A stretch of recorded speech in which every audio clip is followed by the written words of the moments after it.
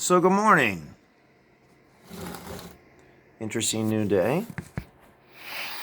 Um, you know, part of PTSD is hyper awareness, hyper vigilance, seeing everything, and part of the process of my dreaming is about releasing limitations and being in places that aren't real. It's kind of like exploring maybe like alternate timelines in a way. And, just astrally with projections. And I understand a lot of people don't believe in that kind of shit. I get it. It's just, for me, it's a place where I find a lot of personal power. And so a lot of the things sometimes I say don't make sense to a lot of other people. And some of the things that I say sound pretty extreme. But I'm like, from my perspective, I'm like, why do you not house your homeless? I don't understand that. Why does anybody sit down at a business table and listen to 20 fucking excuses and get up and walk away? Where's your failure there? Your failure is in leadership. I want to know why it's not done. And why, if I can be like that, why aren't other people like that? And I wonder what really has happened to our government and what really is happening here with all of this. Now, what I said about using caution, I have to really re-emphasize the using caution. We're about ready to start a really tough week. And we're going to have a lot of flow on policy. And we're going to have to keep up with that. And there's things that's trying to sneak through, like we found that other shit. So we have to pay attention to everything. And the best mind's got to be on this and just watching it. And that's my intention. In criminal justice reform, I've spoke highly about that in the past. I want to use caution today.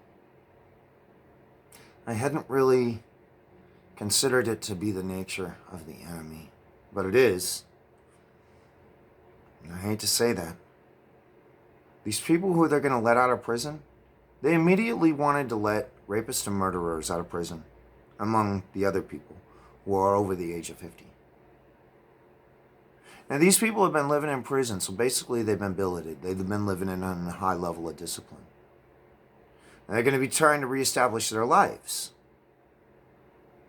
Now, if the militant feminist movement works with them to help them do that, at the expense of people in their program around them, I mean, to me, it's just like it's killing one man for another.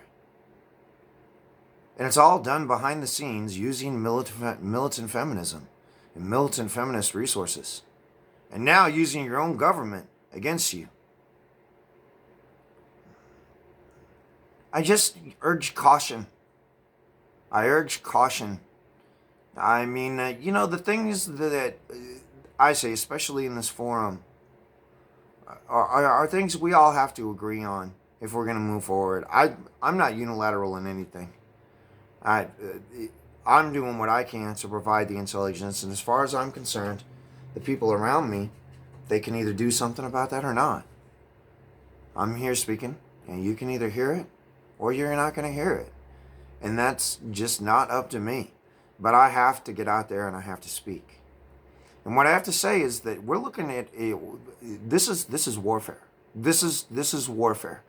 And if it goes that dirty way, which I could see it going that way, and they have the infrastructure to do exactly what I'm talking about, that's just straight up scary. That's just like, you can't write a horror movie about shit like that. I mean, you just can't. It's like a living horror story brought to you by the people that hate you. When you have to understand that they've justified to themselves that they're the people who've built this country and it's somehow theirs. And they belong in charge. And somebody else belongs on the bottom and they belong on top.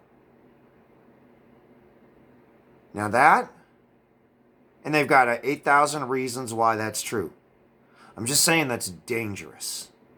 That's a lot of this grinding on that which is going to get a lot of conscious people in a lot of trouble if we're not mindful of this week. We got to pay attention to every little single thing that's happening. So good luck to everybody. Good luck to having high awareness. Good luck to making it through all of this. And I'll be staying in touch.